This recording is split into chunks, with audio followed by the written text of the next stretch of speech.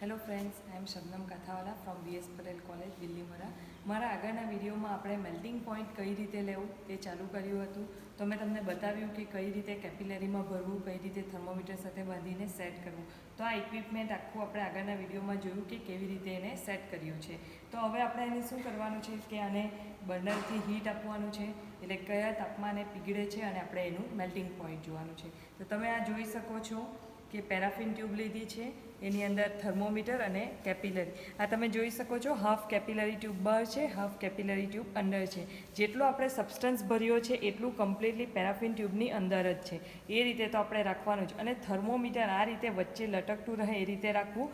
Paraffin ટ્યુબને touch થઈ જાય, વાંકું રહે, ત્રાસું રહે એ રીતે મૂકવું નહીં. આ રીતે જ એક્ઝેક્ટલી ગોઠવવું કે થર્મોમીટર કોઈપણ સરફેસને ટચ નહીં કરે. અને કેપિલરી હાફ પાર્ટ બહાર રહે અને હાફ પાર્ટ ઉપર રહે. તો હવે આપણે આને બર્નરને હીટ આપીશું. અહીંયાથી આ ટેમ્પરેચર મને દેખાય એ રીતે મેં સેટ કર્યું છે. અને ટેમ્પરેચર આપણે જોઈ શકીએ છીએ કે 30 થી 40ની વચ્ચે, 34ની આસપાસ જેવું છે. હવે હું આને હીટ આપીશ. આ રીતે એને ગરમ કરવાનું છે. અને જ્યારે પણ આપણે મેલ્ટિંગ પોઈન્ટ લેતા હોઈએ ત્યારે વધારે બર્નરની ફ્લેમ ધીમી રાખવી અને આ રીતે કોન્સ્ટન્ટ હીટ નહીં આપવી, પરંતુ હીટ આપો, ખસેડી લેવું, હીટ આપો, ખસેડી લેવું. અને આપણું કમ્પ્લીટલી ધ્યાન આપણું જે સબસ્ટન્સ છે ત્યાં જ હોવું જોઈએ. એ જેવું પીગળે એટલે તરત જ બર્નર ખસેડીને ટેમ્પરેચર જોઈ લેવું.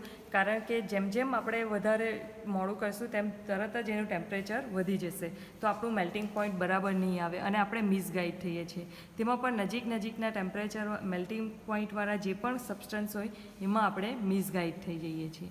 તો આ રીતે ગરમ કરો, ખસેડો, ગરમ કરો, ખસેડો. કોન્સ્ટન્ટ હીટ નહીં આપવી અને બર્નરની ફ્લેમ લો રાખવી. તમને કીધું છે તેમ ઓર્ગેનિક જે પણ સબસ્ટન્સ હોય એ ઘણા વોલેટાઇલ હોય છે, એટલે એ સળગી જાય. તો બર્નરથી થોડા દૂર રાખવાના.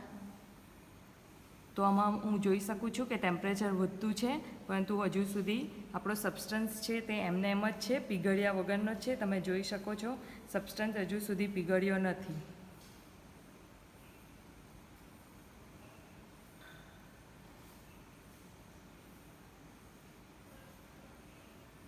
મેલ્ટિંગ પોઈન્ટ લેવું ઘણું ઇમ્પોર્ટન્ટ છે અને એ શીખી લેવું જોઈએ. FYથી લઈને MSc સુધી આ જ રહેશે. થોડું પીગળવા સબસ્ટન્સ આવ્યો છે, જેવું પીગળે એટલે તરત જ ખસેડી લેવાનું છે. જો તમે જોઈ શકો છો સબસ્ટન્સ પીગળવા લાગ્યો છે.